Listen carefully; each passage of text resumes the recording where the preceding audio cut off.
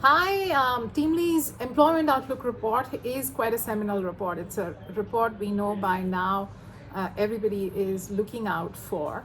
And I've been getting a lot of questions since the last report, or rather the current quarter's report, have come out. All of them very justified, and hence I thought let me take some time to set the context, give you a little bit of a background about the Employment Outlook Report, as well as respond to some of those extremely valid and pertinent questions. TeamLease Employment Report has been around for more than 1.5 decades probably, and it's been coming out every 6 months.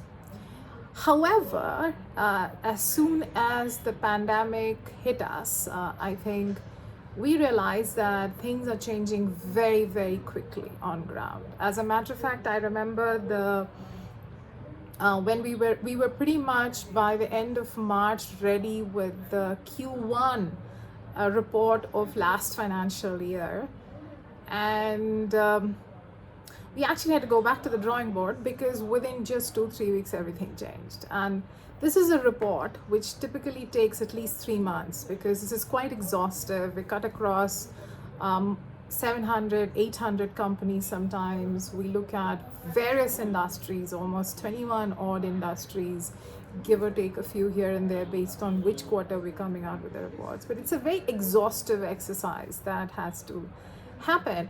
And then 3 weeks, something like pandemic happened and things changed. And we went back and we had to redraw some of the assessment based on some of the changes.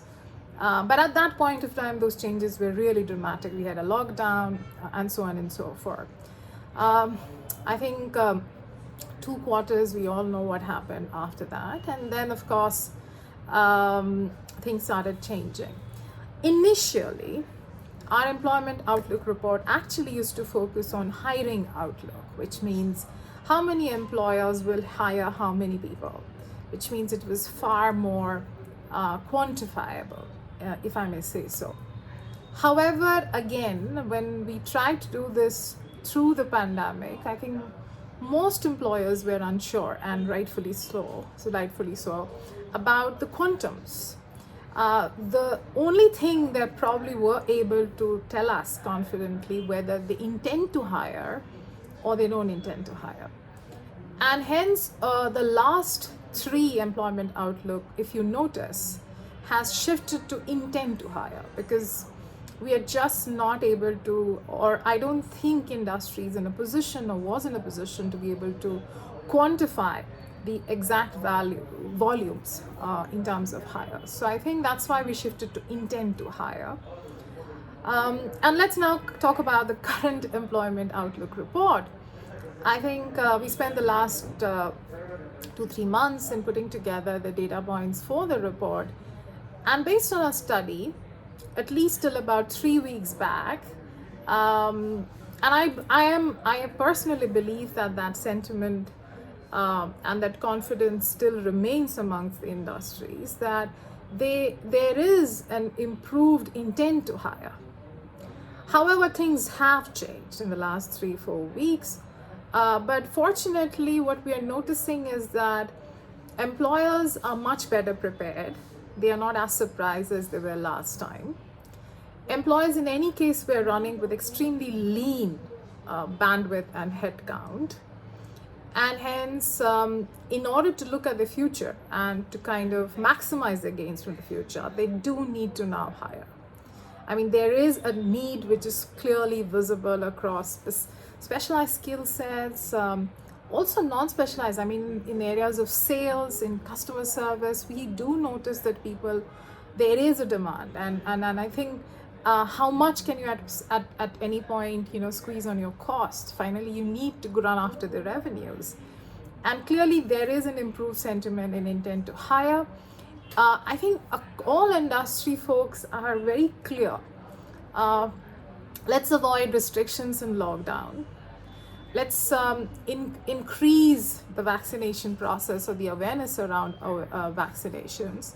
Let's improve testings. Let's make it as accessible as possible for as many people. Let's improve the strictness and supervision around maintaining the COVID protocols. And that's what we need. And if this happens, I don't think India Inc. actually wants to slow down in terms of their plans into the future. Is the intent to hire enough to take us back to how it was before the pandemic? No, but we're almost there. If of course, the big if of course is that if we can avoid any kind of stringent restrictions. We've seen Maharashtra do that, and it is not something which is comforting for industries and employers.